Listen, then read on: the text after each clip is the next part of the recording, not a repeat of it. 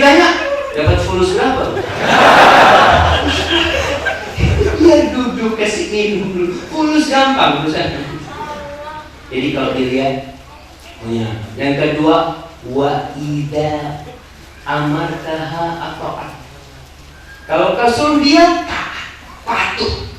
Jangan pernah membantah ibu-ibu. Kalau disuruh suaminya, jangan pernah ngomong nanti dan tunggu. Katakan sami'na wa ata'na. Karena ketika suami mengatakan fulana, namanya Maria, ia bilang tunggu, ditunggu sama suami. Maria, ia tunggu sebentar. Allah, itu syaitan akan menggoda. Karena seorang istri harus taat dan patuh. Ketika dipanggil suaminya lagi masak, matikan kompor. Matikan kompor. Ketika lagi nyapu, tinggal sapunya. Datang suami, dia akan bisa lakukan. Datang suami. Padahal suami ini suami itu bayi besar. Nah, bayi antum ini bayi. Sama ini. Nah, kita ini bayi besar. Maka ibu harus tahu. Kalau anaknya manggil, bapaknya manggil, yang mana dulu? Bapaknya dulu. Kalau yang kecil belum bisa apa-apa, kalau yang besar bisa marah dia. Nah, kadang-kala seorang suami mau keluar tanya, istriku mana kopiku? Istrinya kenapa? Wallahu a'lam. Itu yang ngomong wallahu a'lam. Itu istri tugasnya ngatur rumah tangga, nggak cari. Ya bang, aku carikan sampai kan. Kunci kadang-kala biasa suami itu. Kunci motor, dia masuk, dia taruh di mana lupa. Ketika ditanya sama istrinya, di mana kunci motorku? Ini dong. Yang naruh tadi siapa? Itu nggak berantem. Jadi ibu taat sama suami. Disuruh apa aja, selama itu tidak bertentangan dengan perintah Allah dan selama itu tidak bertentangan dengan kodrat wanita, laksanakan. Kalau bertentangan dengan kodrat wanita ya nggak wajib. Kadang-kala ada suami lagi duduk lihat Netflix nih, atapnya, gini, bentengnya tuh bocor. Bentengnya bocor. Ya enggak, itu enggak, bukan kodratnya wanita untuk melakukan hal itu. Maka kalau ibu taat, apa saja diperintah Allah, khususnya dalam urusan ranjang, jangan pernah menolak.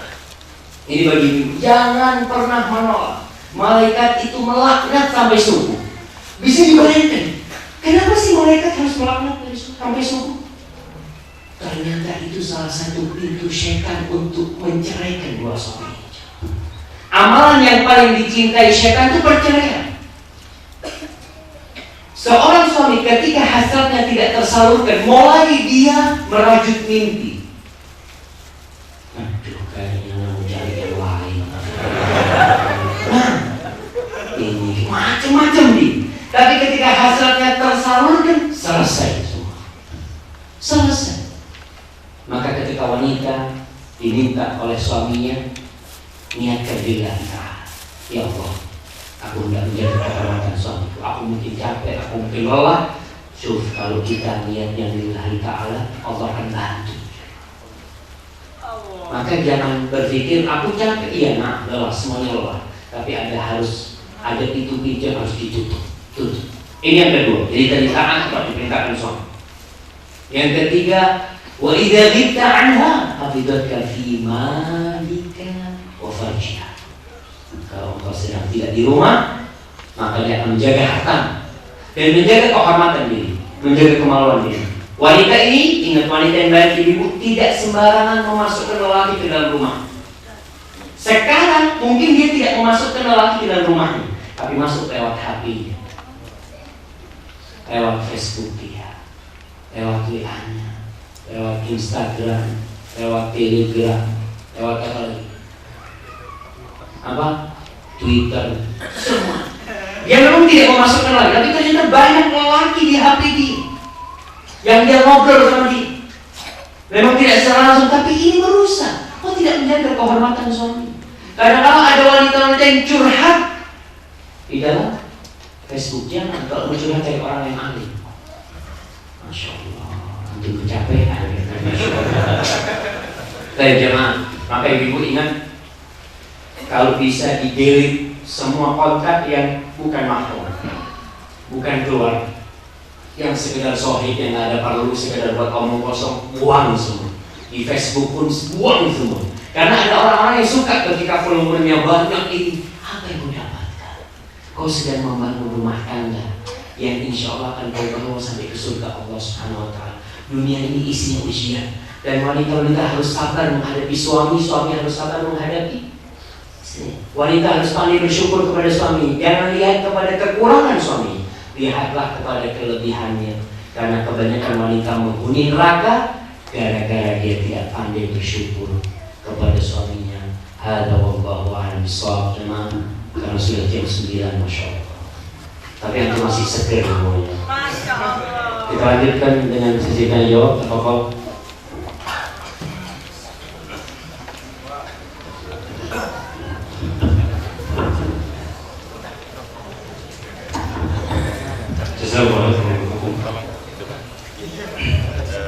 Ada beberapa pertanyaan yang masuk ke kami.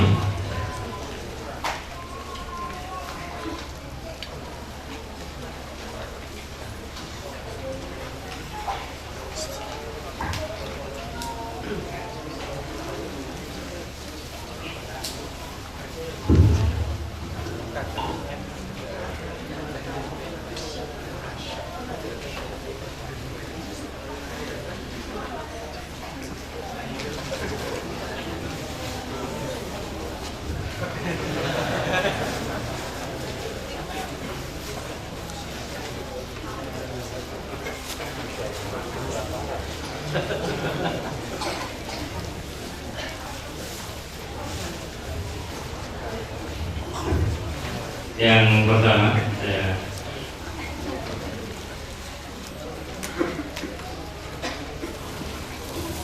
saya bacakan, Ustaz. Kayaknya harus bolak-balik nanti Anda baca sendiri.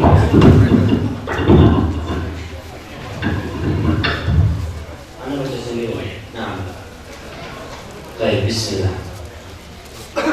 Assalamualaikum WRWD. Waalaikumsalam WRWD. Senang akhirnya bisa hadir di kajian Ustaz. Alhamdulillah. Anda mau bertanya, Ustaz.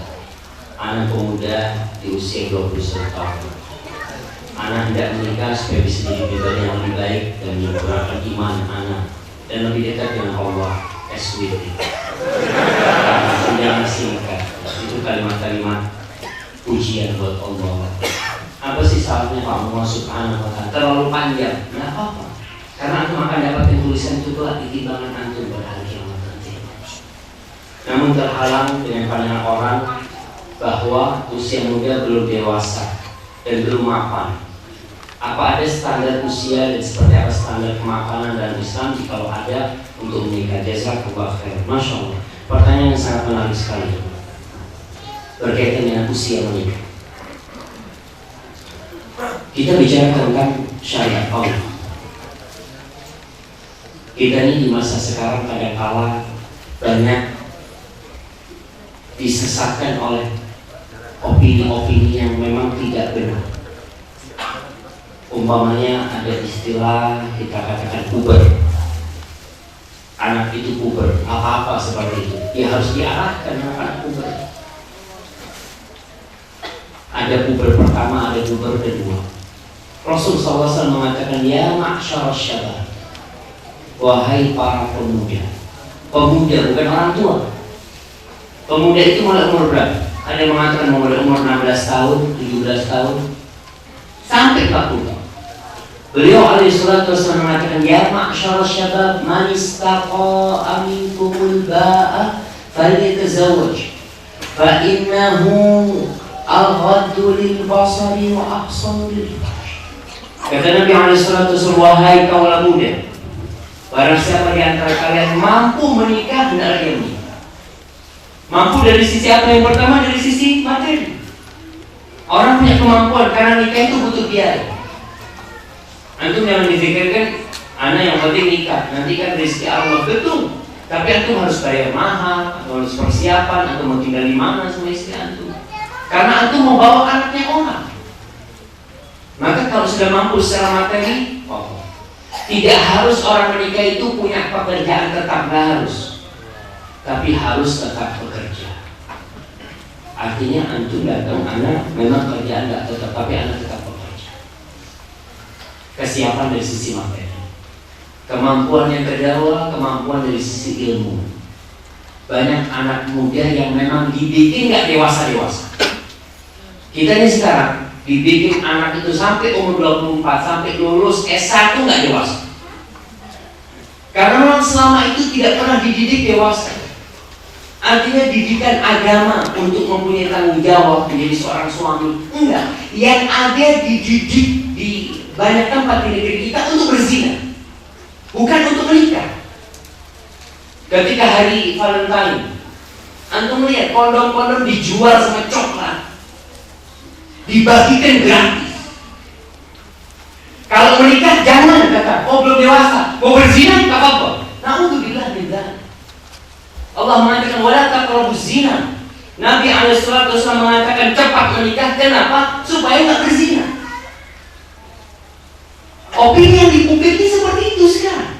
Jadi kalau menikah jangan, kalau berzina udah waktunya. Jadi kalau mereka mengatakan ya biasa lah anak muda kayak gitu ke kafe, ke tempat ini biasa. Tapi menikah belum, jangan, belum dewasa. Haji, dewasanya itu kapan? Ketika sudah tua. Banyak orang-orang sudah umur 30 tetap tidak dewasa, belum bisa bertanggung jawab. Maka pendidikan agama ini kesiapan untuk menjadi suami, menjadi pemimpin. Jangan berpikir nikah itu enak doang. Nikah itu banyak tanggung jawab. Orang kadang-kadang memandang calon istri masya Allah sempurna banget, tapi sebenarnya dia lihat kekurangan 1, 2, 3, 4, 5, ternyata banyak kekurangan istrinya. Kalau dia punya kesiapan, dia akan tahu kalau Rasulullah SAW menyuruh kita memandang kepada kelebihannya. Kau bukan malaikat dan istrimu bukan bidadari. Itu yang ditanamkan. Jadi kalau kesiapan tadi materi, kesiapan mental, ya, kesiapan ilmunya, jadi perlu diajarkan. Harapan anak, harapan besar ya. Sekolah-sekolah itu mengajarkan. Paling enggak SMP kelas 3 itu diajarin. Bukan yang diajarin itu alat reproduksi itu yang diajarkan. Seharusnya diajari bagaimana memiliki tanggung jawab dia. Antum kadang-kadang melihat anak lulus SD nggak melanjutkan lebih dewasa daripada yang lulus kuliah.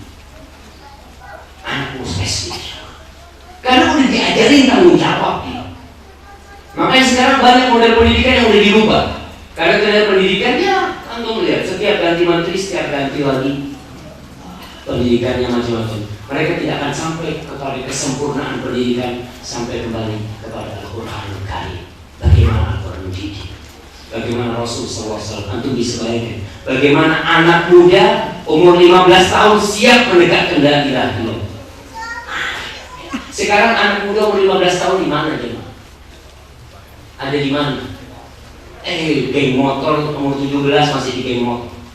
21 masih bisa.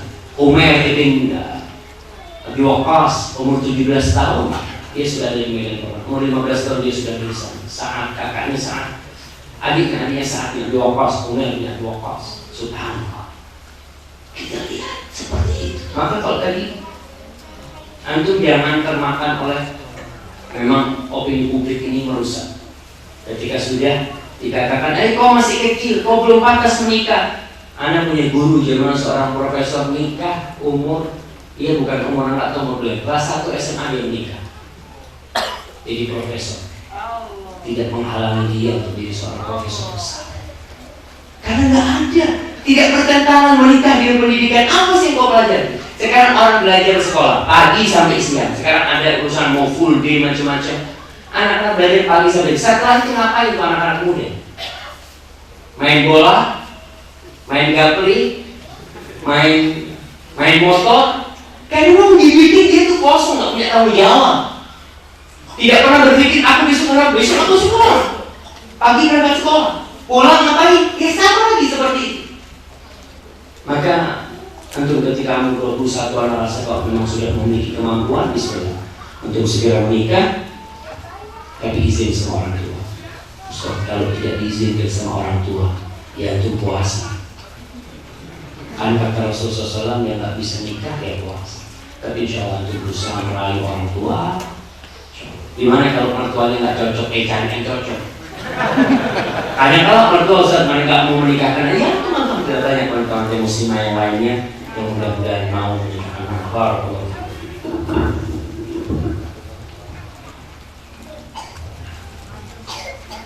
Nah, ini tidak ada hubungan sama kajian kita. Nah, untuk harus selektif. Masya Allah. Ini kayaknya juga tidak ada hubungannya sama kajian kita. Jamaah.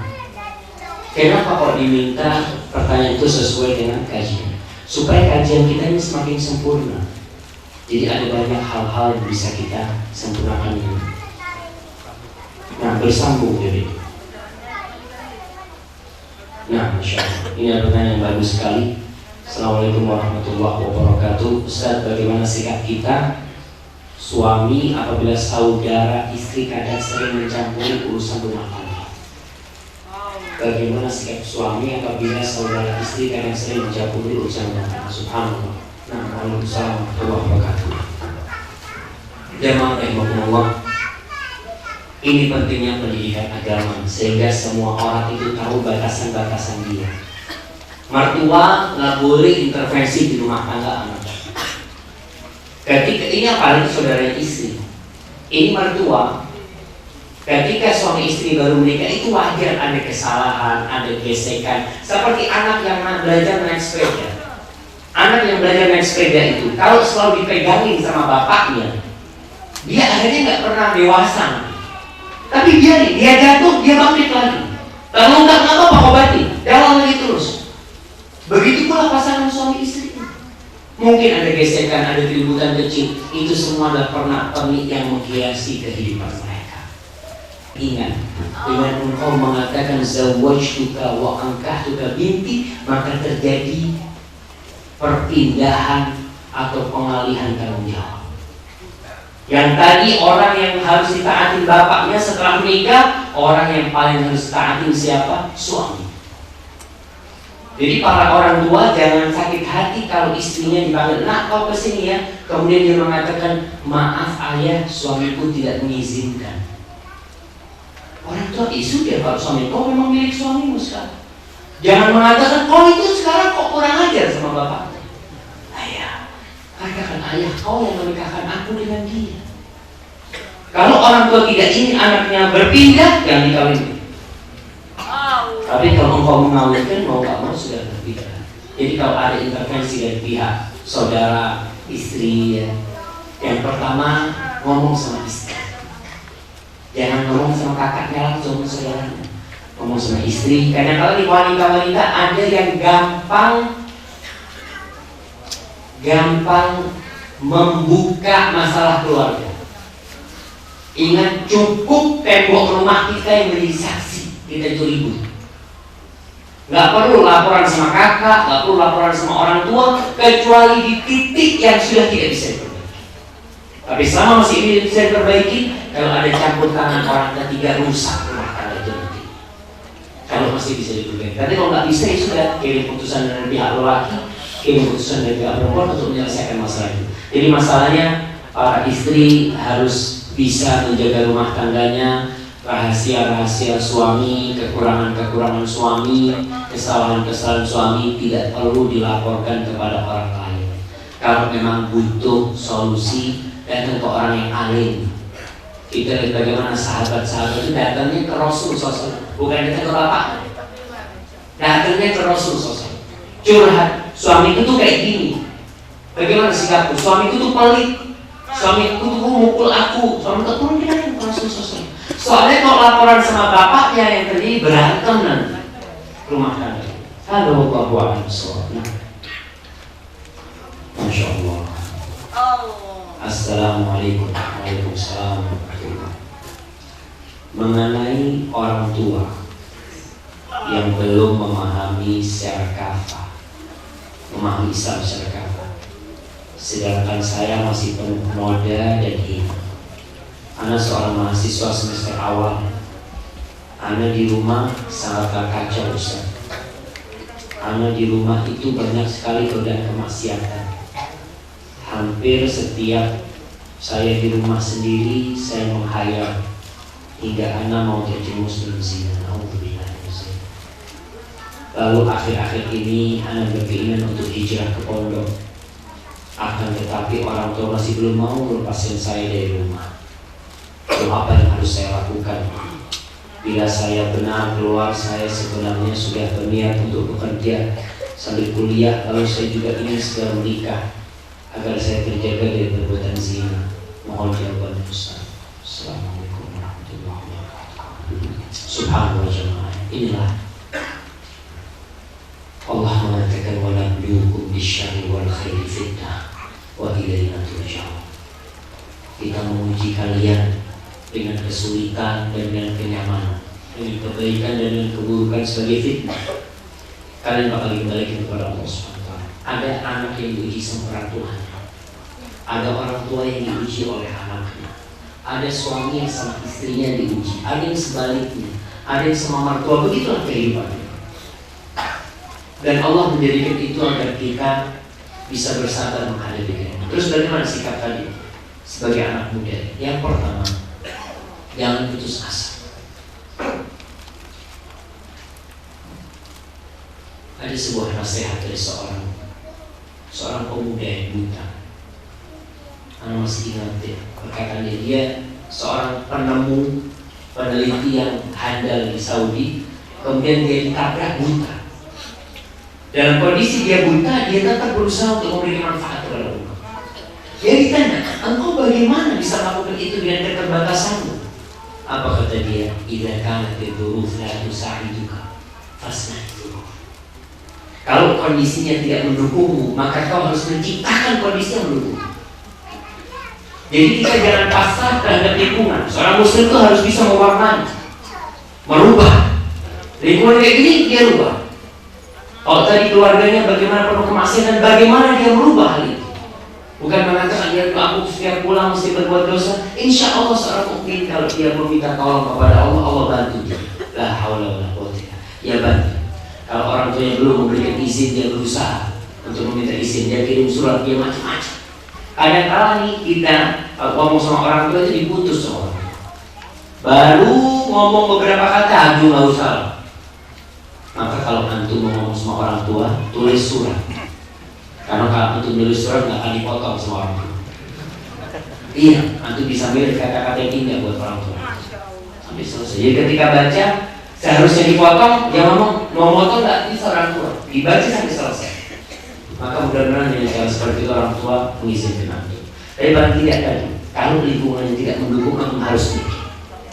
Tapi kalau terus nggak bisa, ya nanti antum harus hijrah meninggalkan tempat itu. Tapi insya Allah antum bisa merubah hal itu dengan bantuan Allah Subhanahu Wa Taala. Hada wallahu a'lam bishawab.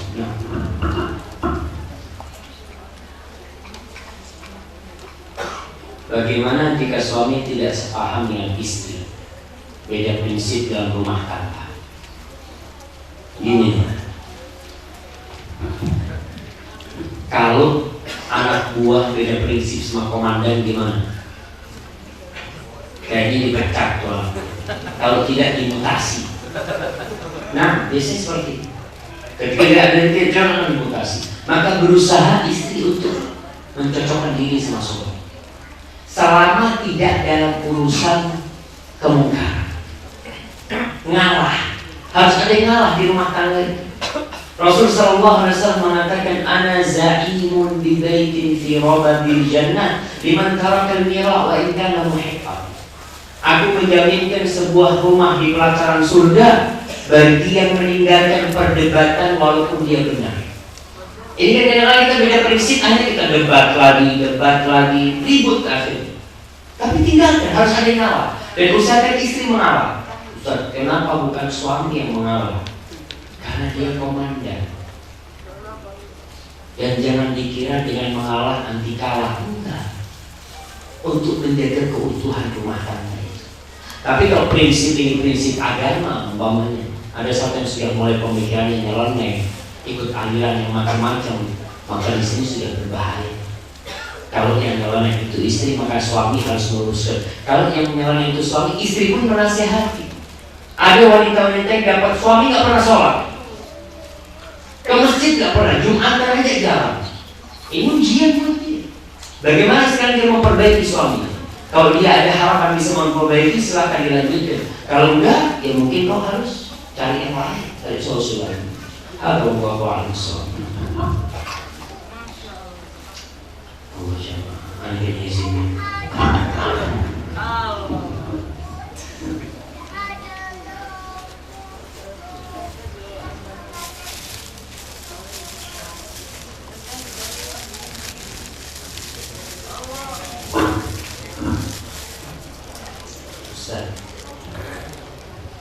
Mau bertanya, bagaimana sikap seorang laki-laki mukmin yang terpaksa bekerja di luar Jawa dan mendapat istrinya selingkuh dengan laki-laki lain selama sudah melampaui batas alias zina. Kejadian ini benar adanya dan sudah sampai ke kepolisian. Ikhwan tersebut sudah punya 3 anak dan istrinya nggak pernah mau sholat. Dia menyadari bahwa dulu dia salah pilih. Subhanallah. Ya di sini ada kesalahan yang tidak bisa diambil, kecuali dia taubat nasuh, meninggalkan berzina. Jadi kalau anda lihat ini kesalahan memilih istri. Kalau istri nggak sholat, maka berzina bagi dia sesuatu yang bukan dosa besar. Karena kita tahu sholat itu rukun Islam. Rukun Islam aja dia tinggalin. Sholat itu inna sholata tanha anil fahsya wal munkar. Sholat itu mencegah dari perbuatan keji dan munkar. Berarti orang yang nggak sholat, keji dan munkar buat dia adalah makanan. Maka bagaimana suami? Wah, dia cerai. Kalau istrinya pagi nggak mau kembali, kadang-kadang merasa nggak berdosa. Dan suami yang kerja di luar pulau ya, mungkin ke luar negeri juga harus hati-hati. Pertama dia jaga Allah. Kalau dia jaga Allah di tempat itu, insya Allah akan menjaga dia. Tapi kalau ternyata dia tidak menjaga Allah, ya mungkin kejadiannya seperti itu. Apalagi dia katakan dia salah milih istri. Ketika antum katakan gimana dengan anak kita, jangan takut dengan anak. Ada orang tua yang berpikir, Ustaz kalau anda bercerai bagaimana masa depan anak-anak? Subhanallah. Yang menentukan masa depan anak-anak itu Allah Subhanahu wa ta'ala. Dan Allah mengatakan, "Wa man yattaqillah yaj'al lahu makhrajan wa yarzuqhu min haitsu la yahtasib." Barang siapa bertakwa kepada Allah, pasti Allah kasih jalan keluar. Dan Allah akan kasih rezeki dari arah tidak disangka-sangka. Engkau sekarang berpikir bagaimana dengan masa depan anak-anak, Allah kasih jalan keluar. Kalau orang tuanya soleh, dan antum harus bertobat kepada Allah, harus mendekatkan diri kepada Allah. Dan kalau antum dan istri tidak bertobat, tidak ceraikan, urusan anak-anak, insya Allah akan ada ibu lain mungkin yang akan membesarkan dia dengan takwa dan keimanan kepada Allah. Waalaikumsalam. Nah, Assalamualaikum Ustaz. Ingin tanya, jika istri menolak tidak berhubungan, maka malaikat akan melaknat hingga subuh. Bagaimana jika istri yang meminta tapi suami yang menolak?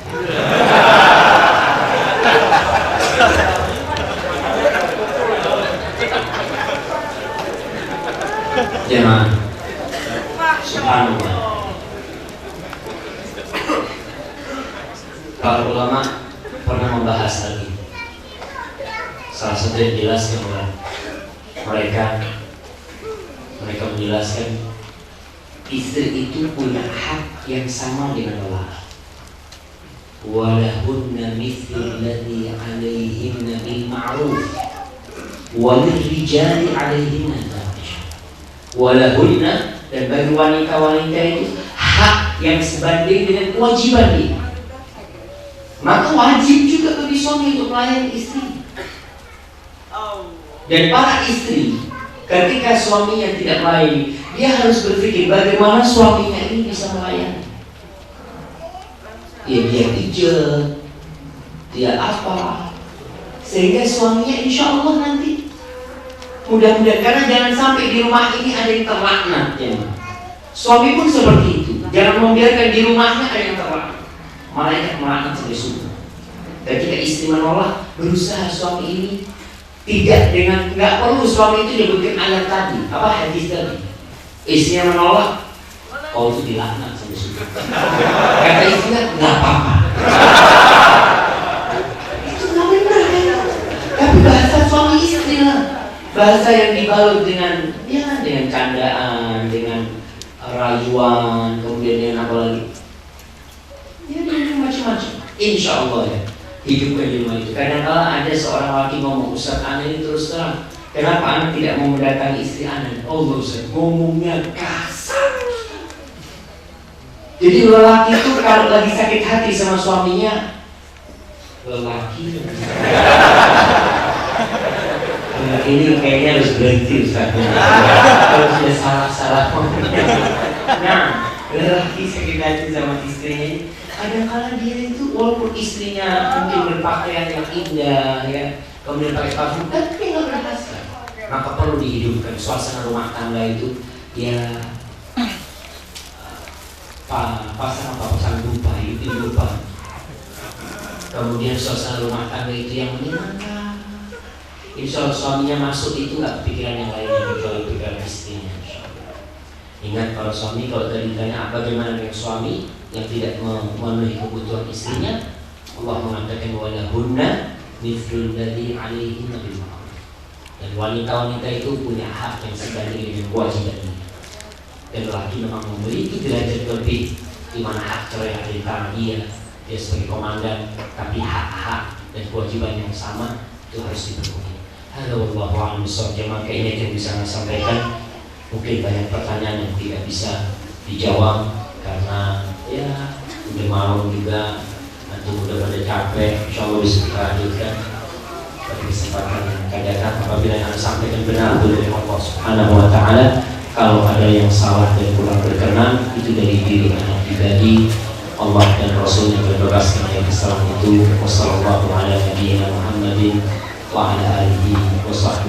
Assalamualaikum warahmatullahi wabarakatuh. Jazakumullahu khairan kepada Ustaz Muhammad bersama mudah-mudahan kami yang telah memberikan kepada kita dan semua masyarakat. Kemudian sekalian dari Allah Subhanahu Wa Taala, mari kita tutup pengajian pada malam hari dengan membaca doa kafaratul majlis. Demikian atas nama Bapak Mas Anur mengucapkan